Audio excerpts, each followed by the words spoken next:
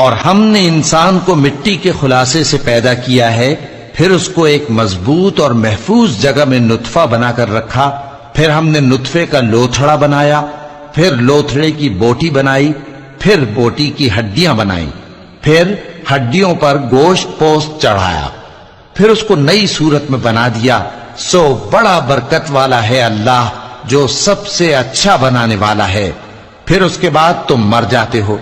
پھر قیامت کے روز اٹھا کھڑے کیے جاؤ گے، اور ہم نے تمہارے اوپر کی جانب 7 آسمان پیدا کیے، اور ہم خلقت سے غافل نہیں ہیں۔ اور ہم ہی نے آسمان سے ایک اندازے کے ساتھ پانی برسایا، پھر اس کو زمین میں ٹھہرا دیا، اور ہم اس کے نابود کر دینے پر بھی قادر ہیں۔ پھر ہم نے اس سے تمہارے لیے کھجوروں اور انگوروں کے باغ بنائے،